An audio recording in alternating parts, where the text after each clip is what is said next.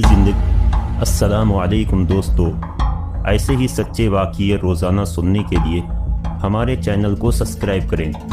حضرت عبداللہ بن زید رضی اللہ عنہ نے ساری زندگی شادی نہیں کی، جوانی گزر گئی اور بڑھاپا آ گیا۔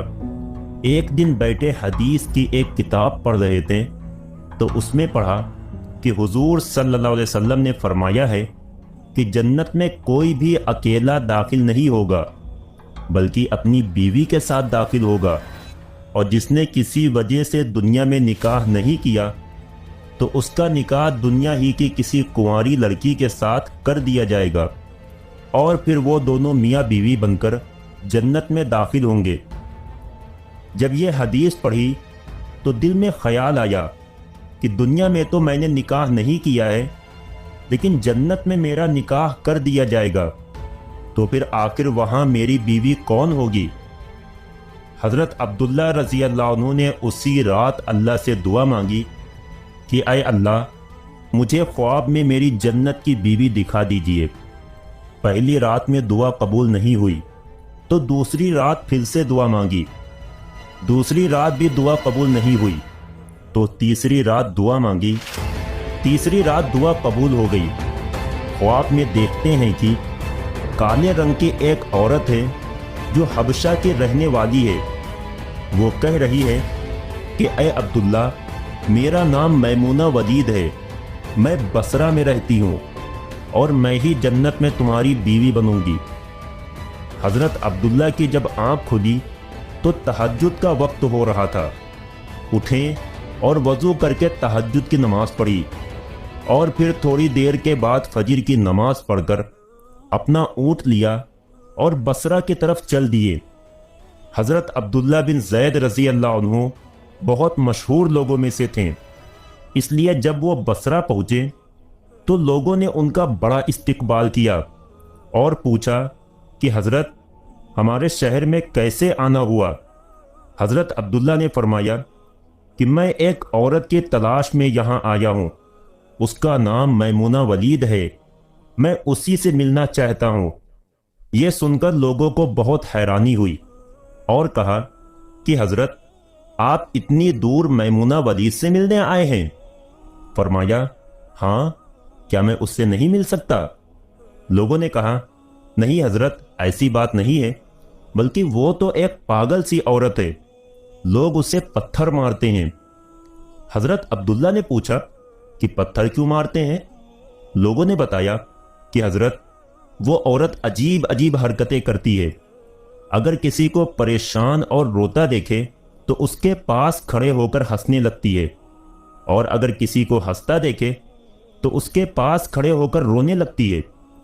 وہ کچھ پیسے لے کر محلے والوں کی بکریاں چراتی ہے، آج بھی وہ جنگل کی طرف بکریاں چرانے گئی ہوئی ہے اور شام کو عصر کی نماز کے بعد واپس آ جائے گی، آپ تب تک آرام فرمائیے۔ حضرت عبداللہ نے کہا مجھے ابھی اسی وقت اس سے ملنا ہے، آپ لوگ مجھے جنگل کا راستہ بتا دیجئے۔ لوگوں نے کہا حضرت، آپ جنگل کی طرف نہ جائیں کیونکہ وہ بہت خطرناک جنگل ہے، وہاں شیر چیتے رہتے ہیں۔ لیکن حضرت عبداللہ نے کہا کہ تم لوگ مجھے صرف راستہ بتا دو، مجھے ابھی ہی میمونہ سے ملنا ہے۔